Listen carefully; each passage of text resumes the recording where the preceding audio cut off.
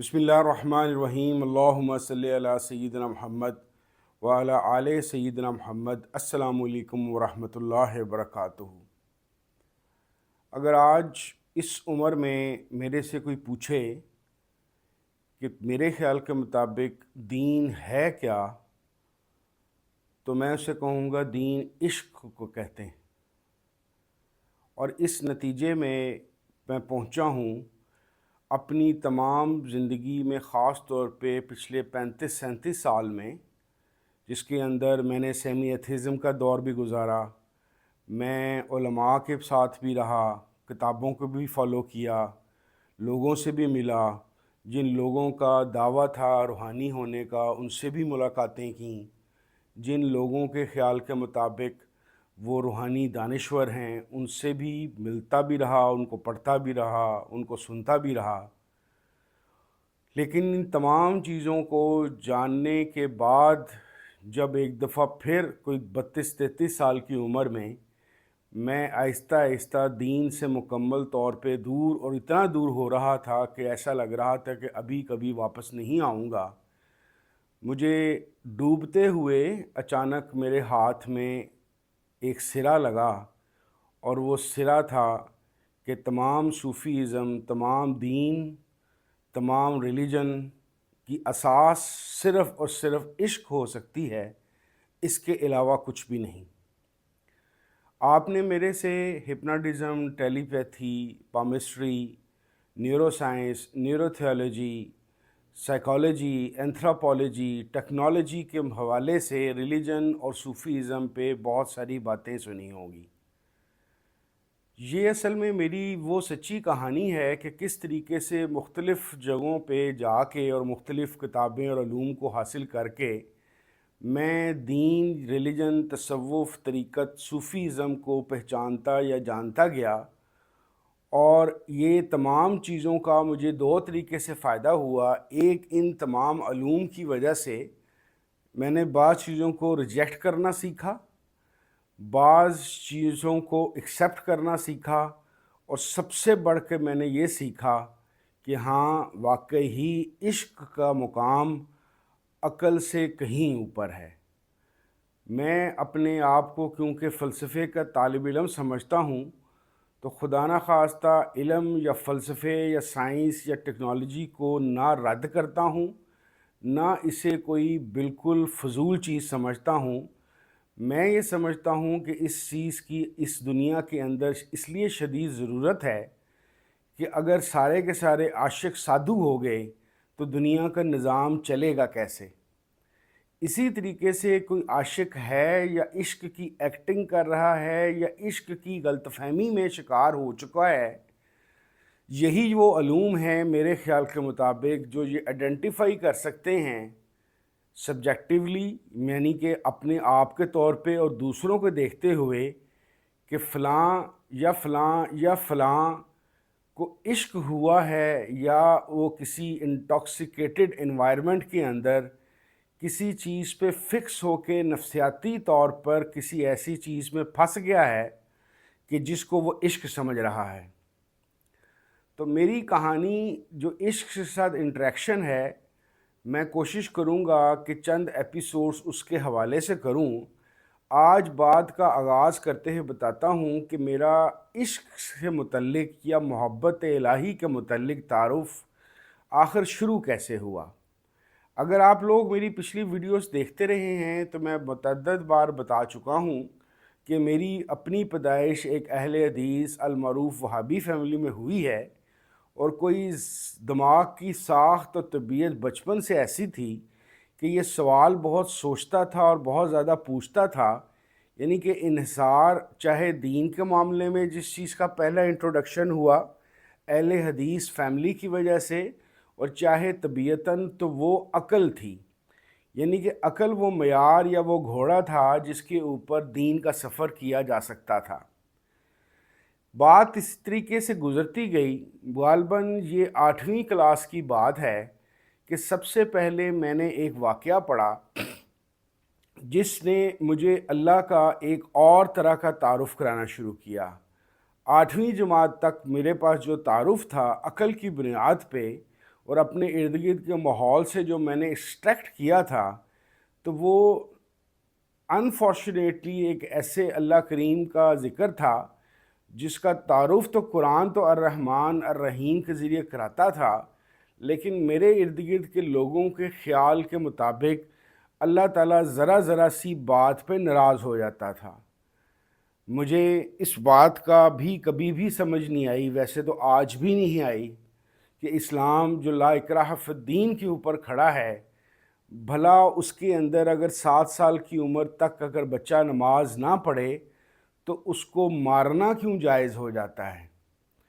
تو بہت ساری لب لباب یہ ہے کہ سخت ماحول جس کے اندر جہنم میں جانا آسان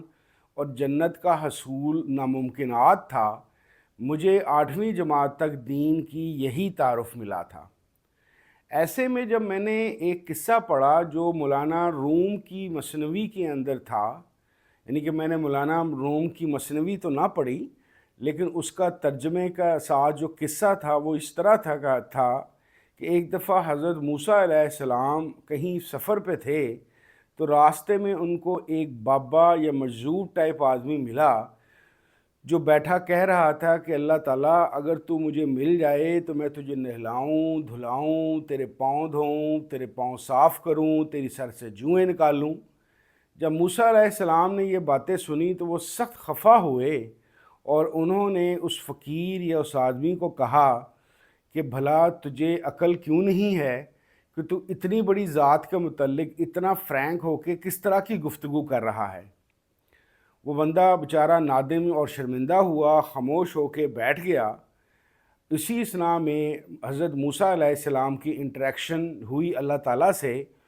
اور قصے کے مطابق اللہ تعالیٰ نے حضرت موسیٰ علیہ السلام سے سخت خفگی کا اظہار کیا اور کہا کہ تو نے میرے عاشق کا دل ناراض کر دیا ہے۔ تو اللہ تعالیٰ کے سامنے حضرت موسیٰ علیہ السلام حیران اور پریشان ہوئے کہ اللہ تعالیٰ تیری اتنی بڑی ذات مبارک ہے، تو یہ کیسے الفاظ استعمال کر رہا تھا جیسے عام آدمی کے لیے کر رہا تھا جو تیرے شایان شان نہیں ہیں۔ لیکن اللہ تعالیٰ نے کہا کہ چاہے اس کو عقل تھی یا نہیں تھی، میری شان ہر چیز سے بلند ترین ہے، لیکن وہ محبت اور عاشقی میں ایسے الفاظ استعمال کر رہا تھا تو تجھے یہ کہنے کی ضرورت نہیں تھی۔ میرے جیسا بندہ جس کے ایک تعارف اللہ تعالیٰ کا ایسا ملا تھا جو ذرا ذرا سی بات پہ ناراض ہو جاتا ہے، اور اس نے جہنم کے دہانے ہر انسان کے لیے کھولے ہوئے ہیں، اور فرشتے اور اس کی تمام سٹرکچر اللہ تعالیٰ کا مختلف ہیلے بانے ڈھونڈتا رہتا ہے کہ کس طریقے سے لوگوں کو جہنم میں ڈالا جائے۔ اس میں ایک ایسے اللہ کا تصور یا ایسا قصہ پڑھنا، وہ بھی مولانا روم کے ریفرنس سے، جو اس زمانے میں بھی جانتا تھا میں کہ ایک بڑے آدمی ہیں، کہ اللہ تعالیٰ تو محبتی ہے، محبت کرنے والوں کو پسند کرتا ہے۔ نہ اس بندے کی نماز کا ذکر ہوا، نہ روزے کا ہوا، نہ تقوی کا ہوا، وہ صرف ایک گفتگو کر رہا تھا اللہ تعالیٰ کی محبت سے جس میں کوئی عبادت کا شائبہ بھی نہیں تھا۔ اس کے باوجود اللہ تعالیٰ نے اپنے محبوب کلیم اللہ نبی کو اس بات پہ خفگی کا اظہار کیا کہ میرے محبت کرنے والے بندے کو تو نے ناراض کیوں کیا۔ یہ میرا لفظ محبت یا عاشقی سے پہلا تعارف تھا 8ویں جماعت میں۔ کچھ عرصے بعد اس زمانے میں دوردرشن یا جلندھر ٹی وی سے مختلف ڈرامے، چترہار یا فلمیں آتی تھی ہندوستان سے۔ وہیں پہ کسی پروگرام کے اندر میرا تعارف بھگت کبیر سے ہوا۔ میں نے اس کے متعلق کچھ لائبریری وغیرہ میں جا کے 9ویں جماعت میں تھا یا 10ویں جماعت میں تھا، پڑھنا شروع کیا، تو اس کے ایک آئی ڈونٹ نو، کیونکہ مجھے شاعری وغیرہ نہیں آتی، وہ ایک قطعہ تھا یا جو بھی تھا، وہ میں نے 9ویں جماعت میں پڑھا، اور حیرت کی بات میرے دماغ کی یہ ہے کہ مجھے آپ ابھی بٹھا کے کوئی ایک گانا 100 دفعہ بھی سنا دیں گے تو 2 منٹ بعد مجھے اس کی ایک لائن بھی یاد نہیں ہوگی۔ لیکن بھگت کبیر کا پتہ نہیں کیا معاملہ ہے کہ 9ویں جماعت میں اس کا میں نے وہ قطعہ پڑھا اور مجھے آج تک وہ یاد ہے۔ وہ قطعہ تھا: تن سوکھ میرا سب کھاکھر بھئیو، اور رگیں بہیں سب تار، اب روم روم سردیت ہے تو باجے نام تو ہار۔ جو لوگ اس لینگویج کو نہیں سمجھتے ان کے لیے آسان اس کا مختصر سا خلاصہ یہ ہے کہ بھگت کبیر کہہ رہے ہیں کہ میرا تن سوکھ کے کانٹا ہو گیا ہے، اتنا کانٹا ہو گیا ہے کہ اس کے اندر سے جو رگیں ہیں وہ ابھر کے باہر نکل آئی ہیں، لیکن یہ جو رگیں ہیں جب یہ ستار کے تاروں کی طرح بجتی ہیں تو اس میں کوئی اور کچھ نہیں ہوتا بلکہ اے میرے محبوب خدا تیرا ذکر ہوتا ہے۔ اللہ کا کرنا ایسا ہوا، چیزیں شاید کنیکٹ ہونی تھیں کہ اس سے تعارف کے تھوڑے عرصے بعد میں اپنی والدہ اور بڑے بھائی کے ساتھ لاہور میوزیم میں گیا۔ لاہور میوزیم میں ایک بہت بڑا حصہ بدھا کے متعلق رکھا گیا ہے، جس میں بدھا کی مورتیاں اور مختلف چیزیں اس کی اویلیبل ہیں۔ وہاں پہ ایک بدھا کا مجسمہ تھا جس میں وہ پالتی مارے بیٹھے تھے، اور اس بدھا کے مجسمے کے اوپر لکھا تھا فاسٹنگ بدھا، اور وہ بالکل اس طرح کا بدھا کی ایک مجسمہ تھا کہ جس کے اندر بدھا کی جو سی ہر چیز کی ہڈیاں باہر نکلی ہوئی ہیں اور گوشت غائب ہوا ہے، اور پورے جسم کے اوپر اور یہ پسلیوں کے اوپر تاریں سی لگی ہوئی ہیں۔ تاریں مینس کے رگیں جو سی ہیں وہ تار کی صورت میں بنی ہوئی ہیں۔ تو مجھے فوراً بھگت کبیر کا وہ قطعہ دوبارہ یاد آ گیا، تن سوکھ میرا سب کھاکھر بھئیو، رگیں بھئیں سب تار، اب روم روم سردیت ہے تو باجے نام تہار۔ تو میں نے کہا یار یہ بدھا کے ساتھ بھی یہی ہوا ہے، تو دیٹ مینس کہ بھگت کبیر بھی عاشق ہے تو بدھا بھی عاشق ہے۔ یہاں سے یہ وہ واقعات ہیں جس کی وجہ سے میرا ایک قسم کا کہ دین، مذہب، جنت، دوزخ، پل صراط، قبر کا عذاب کے علاوہ کوئی ایک فیکلٹی عشق اور محبت کی بھی ہے۔ میں جو اسی زمانے میں موت کا منظر تبلیغی جماعت والے پڑھتے ہیں یا ان کی دوسری کتابیں پڑھ چکا تھا جس میں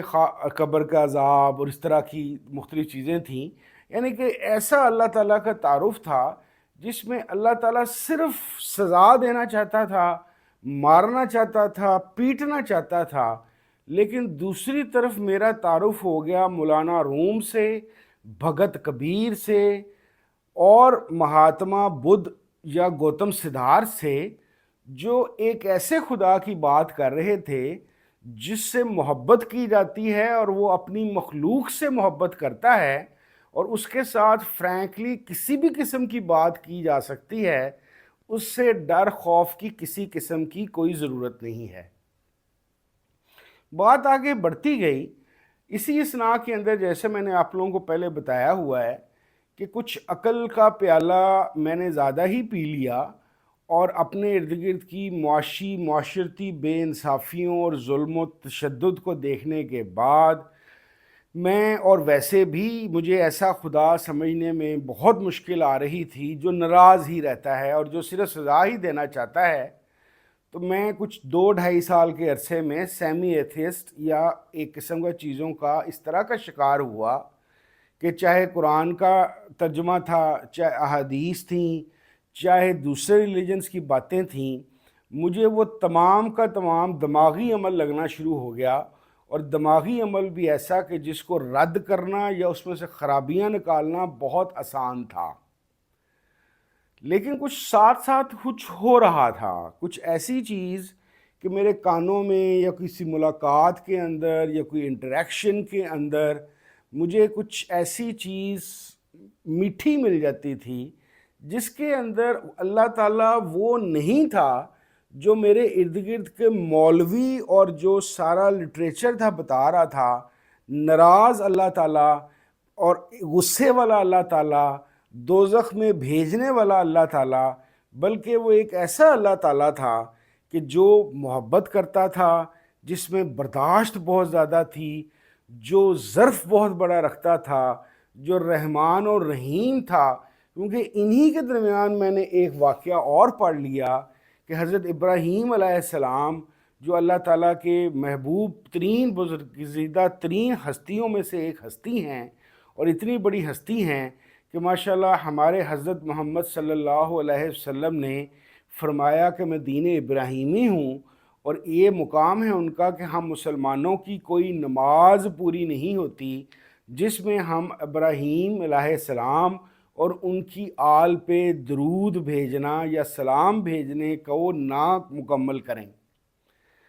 کہا جاتا ہے، قصہ میں نے پڑھا کہ حضرت ابراہیم علیہ السلام کے پاس ایک دفعہ وہ بہت جسے کہتے ہیں کیا کہتے ہیں سخی تھے، اور لوگوں کو کھانا پلانا، ان کی خدمت کرنا حضرت ابراہیم علیہ السلام کی بہت بڑی عادت تھی۔ تو ان کے ساتھ کیا ہوا کہ کوئی ایک طرح کا کوئی کھانے کے لیے کوئی مانگنے آیا، تو اس کے متعلق پتہ چلا کہ وہ کافر ہے، خدا کو نہیں مانتا، کوئی بڑی عمر کا بندہ تھا۔ تو حضرت ابراہیم علیہ السلام نے کہا کہ اگر تو ایسا ہے تو میں تجھے اپنے لنگر سے یا اپنے دسترخوان سے کھانا نہیں دوں گا، تو یہاں سے چلا جا۔ اللہ تعالیٰ سے جب انٹریکشن ہوئی تو اللہ کریم نے حضرت ابراہیم علیہ السلام جیسی محبوب نبی سے خفگی اور ناراضگی کا اظہار کیا اور کہا، جس طرح مفہوم میں نے پڑھا تھا کہ اے ابراہیم، ہم اتنے برسوں سے ایسا بندہ جو ہمیں مانتا ہی نہیں، اس کو کھانا پلانا، اس کی صحت، ہر چیز کا دھیان رکھے ہیں، تو کون ہے اس کا کھانا بند کر دینے والا؟ تو حضرت ابراہیم علیہ السلام نے اس بات سے معافی مانگی اور اس کو ڈھونڈ کے کھانا کھلایا۔ تو لب لباب آج میں صرف یہی بات کرنا چاہتا ہوں کہ کیسے میرے ساتھ مختلف چیزیں ٹچ ہو کر آ رہی تھیں کہ ایک ناراض اور سخت مزاج اللہ تعالیٰ مولوی صاحبان کے مطابق کی بجائے جو یہ دوسرے قصے میرے پاس آ رہے تھے وہ کچھ اور تھے۔ ابھی میں صوفیزم یا طریقت کے متعلق یا تصوف کے متعلق میرا تعارف پراپرلی نہیں ہوا تھا، میں نہیں جانتا تھا کہ یہ کیا شاخ ہے اور کیا نہیں ہے۔ اسی اسنا میں کیونکہ میں تقریباً کوئی فرسٹ ایئر سیکنڈ ایئر میں پہنچ چکا تھا اور میرے پاس لاہور میں برٹش لائبریری کی ممبرشپ تھی، تو مجھے کیونکہ ایک واقعہ میں نے بدھا کا پڑھ لیا ہوا تھا جس میں محبت اور پیار اور اللہ تعالیٰ سے انٹریکشن کا ذکر تھا، اور اس نے اپنے آپ کو سوکھ کے کانٹا کر لیا تھا کہ میں اللہ تعالیٰ سے تک یا خدا تک کسی طریقے سے پہنچ جاؤں۔ وہ علیحدہ بات ہے کہ بعد میں مجھے پتہ چلا کہ عام طور پہ یہ مانا جاتا ہے کہ بدھزم کے اندر آتما کا یا روح کا یا خدا کا اس طرح کا کنسیپٹ نہیں ہے، لیکن بہرحال فرسٹ ایئر سیکنڈ ایئر میں اس کو جاننے کے متعلق مجھے زیادہ توقع تھی۔ اللہ بھلا کرے برٹش کونسل لائبریری کا، مجھے وہاں پہ ایک کتاب مل گئی میڈیٹیشنز آف بدھا۔